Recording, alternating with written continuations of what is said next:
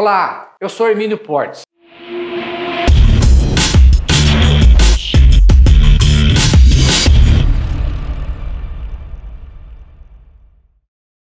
Inicie esse vídeo agradecendo aos inscritos. São aproximadamente 3.400.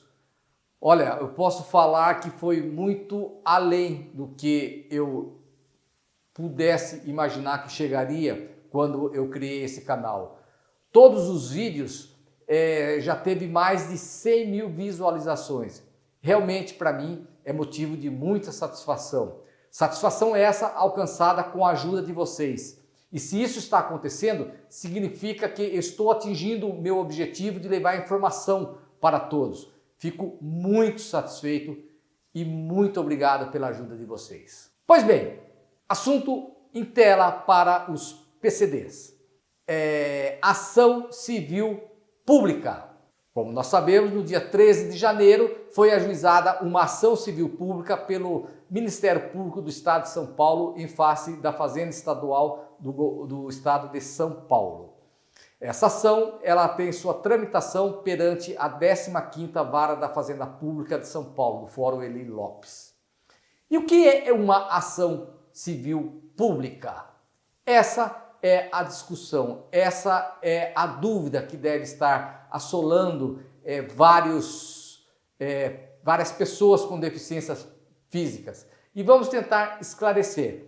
Veja bem, de início, eu esclarecer que a ação civil pública, eu poderia ficar horas falando sobre ela. Mas, para o vídeo não ficar muito prolixo, muito chato, eu vou tentar resumir de modo que fique inteligível.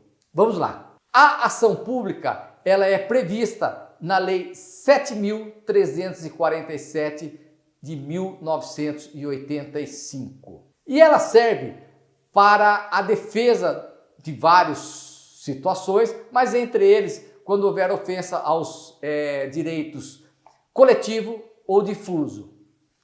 Vamos ver, então, para que serve uma ação pública na definição legal.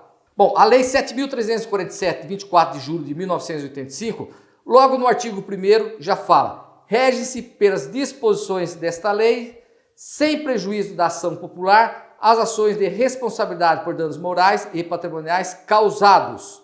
O inciso 4 que nos interessa: a qualquer outro interesse difuso ou coletivo. Bom, existe uma diferença entre direitos difusos e direitos coletivos. Vamos lá. Os direitos difusos são aqueles cujos titulares são indeterminados e indetermináveis. Isso não significa que ninguém sofra ameaça ou violação de direito difuso, mas que os direitos difusos são direitos que merecem uma especial proteção, pois não atinge em particular e simultaneamente a todos. Os direitos difusos, então, resumidamente, ele se distingue do coletivo por causa das pessoas que são atingidas. E no primeiro momento, não se sabe quem são os titulares desse direito que foram lesados no direito difuso. Já o direito coletivo, a sua definição em sentido estrito, significa que são direitos de um grupo, de uma entidade, de uma classe de pessoas. Neste direito, é possível determinar quem são os seus titulares, pois existe uma relação jurídica entre as pessoas atingidas por sua violação ou entre elas e o violador do direito. Tá? No caso específico, houve uma violação a um direito coletivo. As pessoas com deficiências físicas, PCD. Então, há um grupo ou categoria ou classe de pessoas. Somente as pessoas com deficiências físicas que foram lesadas pela modificação da cobrança do IPVA introduzida pela Lei 17.293/2020 e seu respectivo decreto regulamentador 65337 de 2020. Quanto à sua legitimidade, ou seja, quem é que pode entrar com essa ação? Qualquer pessoa, um lesado, uma pessoa com deficiência. Vamos verificar que ela não é aberta para qualquer pessoa, e sim para as pessoas elencadas num rol fechado do artigo 5º da Lei 7.347 de 1985. Vamos vê-lo. tem legitimidade, ou seja, somente pode propor e ninguém mais a ação principal e a ação cautelar. 1. O Ministério Público, que é o caso que aconteceu no Estado de São Paulo. 2. A Defensoria Pública. 3. A União, Estados, o Distrito Federal e os municípios. 4. A autarquia, empresa pública, fundação ou sociedade de economia mista. 5. A associação que concomitantemente, a linha A, esteja constituída há pelo menos 1 ano nos termos da lei civil. E a linha B, inclua entre suas finalidades institucionais a proteção ao patrimônio público e social e ao meio ambiente, ao consumidor, à ordem econômica, à livre concorrência, aos direitos de grupos raciais, étnicos ou religiosos ou ao patrimônio artístico, estético, histórico, turístico e paisagístico. Agora, a última diferença em relação às demais ações. A ação civil pública, o seu efeito, a prestação jurisdicional, a sentença transitada em julgado, porque nós sabemos que um processo, a hora que ele é ajuizado, ele vai ter um resultado final. O resultado final de qualquer ação judicial chama-se sentença ou acórdão ou com o respectivo transjulgado. Transjulgado significa que não é mais possível a interposição de recursos. Para a ação civil pública, o efeito dessa prestação jurisdicional transitada e julgada, ela é erga omnes. O que significa isso? Essa expressão em latim significa para todos. Vamos ver. Artigo 16 da Lei 7.347 de 1985. A sentença civil fará coisa julgada erga omnes nos limites da competência territorial do órgão prolator, exceto se o pedido for julgado improcedente por insuficiência de provas, hipótese em que qualquer legitimidade poderá intentar outra ação com idêntico fundamento, valendo-se de nova prova. Bom, então significa que a ação civil pública difere das demais da seguinte fato, quanto ao direito que ela protege. É um direito, no caso específico para o PCD, nós vimos no rol que são vários, mas para nós ela protege um direito coletivo, um direito de uma classe, de pessoas, de uma sociedade, de uma entidade. Então, essa é a primeira diferença. A segunda diferença é quanto à legitimidade, ou seja, quem pode entrar com essa ação? Não é qualquer pessoa. Quando se entra pleiteando a ação, não entra em nome de uma pessoa específica, e sim em nome daquela respectiva entidade. No caso específico, uma das pessoas autorizadas, competente para tanto, é o Ministério Público, como aconteceu. E a terceira diferença é o efeito dessa sentença, que ela é erga omnes, ou seja, vale para todos. As demais ações judiciais, ela tem um efeito inter partes. O que significa? Que quando é ajuizada somente por aquela pessoa, somente ela será beneficiada ou prejudicada, porque tem um dispositivo no Código de Processo Civil que fala: a sentença não beneficia e não prejudica quem não participar da lide. Então, a ação civil pública, de uma maneira geral, seria tudo de bom se for deferido, se for julgada procedente. Os benefícios que resultar dessa sentença serão aproveitados para todos os demais PCDs. Mas o contrário não é verdadeiro, ou seja, se ela for julgada improcedente, isso não acontecerá. Nada obsta que cada PCD ajuize a sua ação individual, pleiteando apenas para si aquele direito que ele entende como lesado. Mas nós vimos que como explicado, a ação civil pública ajuizada pelo Ministério Público, ela está tendo seu trâmite perante a 15ª Vara da Fazenda Pública. E o despacho inicial da juíza foi no sentido de que intimasse a Fazenda Pública Estadual para que se manifestasse no prazo de 40 horas. Isso não é nenhum privilégio dado pela juíza para a Fazenda Pública, e sim uma imposição legal. Vamos ver. A Lei 8.437/92 traz em seu artigo 2º: No mandado de segurança coletivo e na ação civil pública, a liminar será concedida quando cabível após a audiência do representante judicial da pessoa jurídica de direito público, que deverá se pronunciar no prazo de 72 horas. Então, como nós vimos, a juíza nada mais do que está fazendo, ou seja, cumprir a determinação legal de intimar a Fazenda Pública para se manifestar no prazo de 72 horas. Mas eu estive analisando, vendo algumas decisões e vamos tentar explicar de maneira mais simples.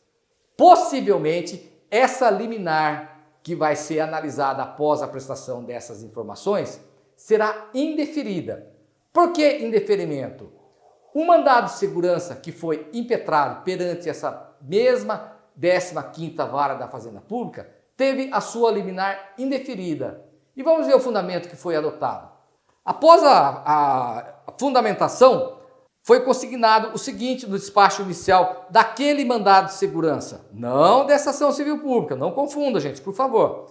Conforme disposto em lei e no respectivo decreto, haverá isenção de IPVA aos contribuintes condutores e portadores de deficiência física, caso a necessidade especial demande de adaptações estruturais no automóvel, o que não se verifica na hipótese dos autos. Importante ressaltar que o fato gerador do IPVA se renova a cada 1º de janeiro e a concessão da isenção sob a égide de uma determinada legislação não concede ao contribuinte o direito adquirido à manutenção da isenção nos autos subsequentes. Pelo exposto, indefiro a liminar. Notifique-se a autoridade coatora para que se apresente informações no prazo legal. Então, gente, foi a primeira análise feita pelo juízo monocrático, pela primeira instância. A impetrante desse mandado de segurança, não se conformando com essa situação, apresentou o recurso cabível contra ela, no caso, o agravo do instrumento, sendo a matéria reapreciada pelo Tribunal de Justiça do Estado de São Paulo. E uma das câmaras assim decidiu, ou seja, deferiu a liminar, desconsiderou o despacho inicial de indeferimento e, entendendo ser cabível, deferiu a liminar. Ou seja, um juízo colegiado, no tribunal, numa instância superior. Vamos ver a decisão.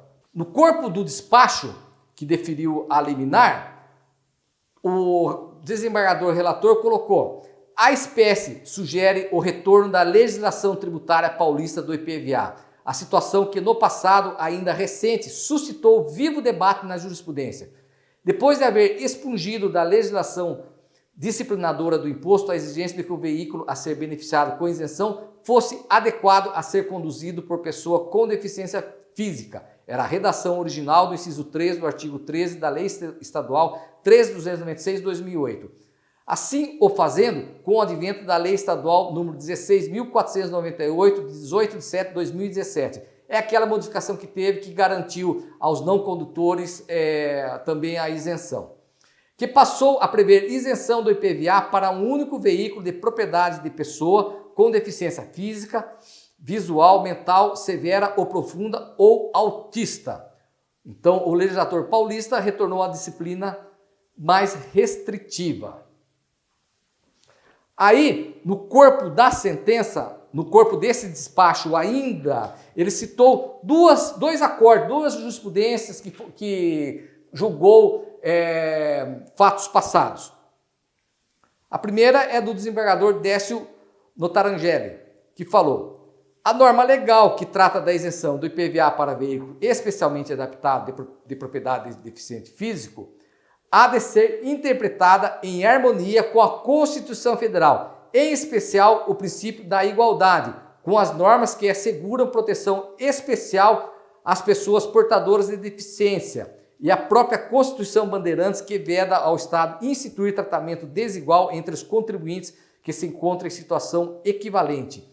Tendo em vista os princípios da isonomia, da igualdade tributária e das normas que asseguram proteção especial às pessoas portadoras de deficiência, não é lícito ao Estado membro restringir a isenção de IPVA aos portadores de necessidades especiais, que estejam aptos a dirigir sem que necessite de terceiro como condutor.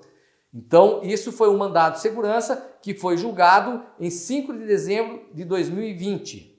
E também citou um outro aresto de um outro desembargador, do desembargador Antônio Carlos Vilém. Aliás, Antônio Carlos Vilém tem a sua família nesta cidade de Avaré, onde eu resido.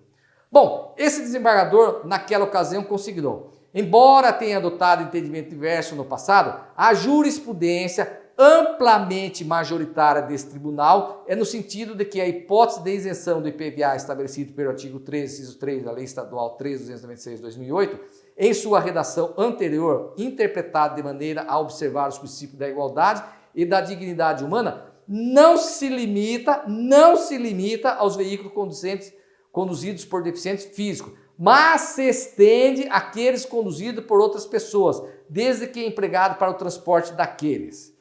E ainda continua, anoto ainda que o Superior Tribunal de Justiça adotou solução semelhante em julgado que se discutia o direito à isenção de IPI de proprietários portadores de deficiência física inaptos à condução do veículo, pois a ratio legis do benefício fiscal conferido aos deficientes físicos indica que indeferir requerimento formulado com o fim de adquirir um veículo para que outro o dirija, a míngua de condições de adaptá-lo, afronta ao fim colimado pelo legislador, ao aprovar a norma visando facilitar a locomoção de pessoa portadora de deficiência física, possibilitando-se a aquisição de veículo para seu uso independentemente do pagamento. Diante das considerações acima, não há que se falar em afronta ao artigo 111 do Código Tributário Nacional, que a maioria dos juízes em primeiro grau estão indeferindo a liminar, entendendo que estaria sendo afrontando esse artigo 111 do Código Tributário Nacional. Então, nós já vimos que o Superior Tribunal de Justiça, o STJ, já falou que não, cuja interpretação não pode levar o aplicador do direito à absurda conclusão de que esteja ele impedido no seu mistério de apreciar e aplicar as normas de direito, de valer-se de uma equilibrada ponderação dos elementos lógico-sistemático, histórico e finalístico ou teleológico, os quais integram a moderna metodologia de interpretação das normas jurídicas. A realidade juspositiva em vigor para o corrente exercício de 2021 parece consagrar como que um revival da legislação em vigor anteriormente ao advento da Lei Estadual 16.498 de 2017, e que a construção da jurisprudência profligou. Já por essa razão, já porque os prazos para recolhimento do IPVA do corrente ano aproximam-se, ou já se venceram, circunstância a configurar o requisito do perigo da demora, justifica-se o acolhimento do pedido de limite do liminar recursal. Pelo exposto, defere-se o efeito suspensivo requerido para suspender a exigibilidade do IPVA do corrente exercício incidente sobre o veículo descrito na inicial. Então, mas situação normal, porque pelo juízo monocrático, creio que nós devemos ter em torno de 2.000 varas no estado de São Paulo. Então, poderá ocorrer o deferimento, o indeferimento ou postergar a análise dessa liminar para depois do oferecimento da contestação ou da defesa pública. Já, por sua vez, se houver uma decisão desfavorável, está sujeito ao agravo de instrumento, cuja análise é feita pelo Tribunal de Justiça, por 3 desembargadores, por um órgão colegiado. Deixa de ser monocrático e passa a ser por um órgão colegiado. Desembargador, como eu já expliquei em vídeos anteriores, é uma carreira do juiz. Quando ele ingressa no Tribunal de Justiça, ele vira desembargador. E para isso tem que ter pelo menos em torno de uns 25 anos de judicatura. É muito tempo, é muito conhecimento. E mesmo assim, se houver um indeferimento, ainda passível de recurso ao STF ou STJ, os quais ambos não admitem a interpretação discriminatória. Então, independentemente do resultado a se dar, temos que pensar, analisar como estão julgando os nossos tribunais. Aí é até uma questão de precedente jurisprudencial, no qual o juiz é obrigado também a seguir, desde que citado na petição inicial. Então, como eu falei, possivelmente, como já se teve o indeferimento de uma liminar numa ação de mandado de segurança que foi ajuizada perante a 15ª Vara da Fazenda Pública, ou seja, a mesma na qual tramita a ação civil pública, o mesmo caminho deve tomar a liminar que foi pedido pelo nobre promotor. Mas, em sede de agravo instrumento, com certeza irá retornar e se dar a decisão favorável. Com a decisão, com a liminar favorável, todos os PCDs se beneficiarão disso, tendo ou não ajuizada a respectiva ação. Mas não haverá suspensão das que já foram em andamento e também não obstará o ajuizamento dos que realmente quiserem ajuizar. Por quê? Tem a questão daquelas pessoas que já pagaram uma parcela do IPVA ou pagaram a totalidade.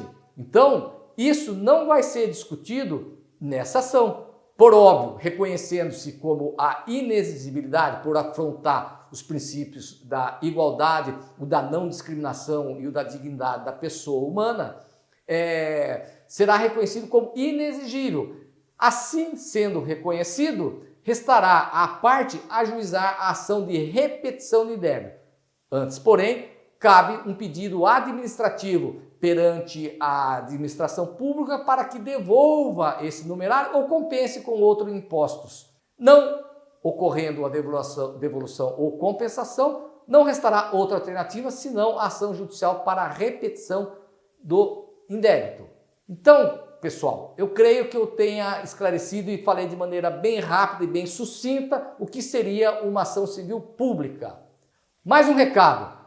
No meu canal existe uma playlist com diversos vídeos falando sobre, especificamente quanto aos PCDs, sobre o ICMS, que houve a elevação de 2 para 4 anos para a elaboração de novo pedido.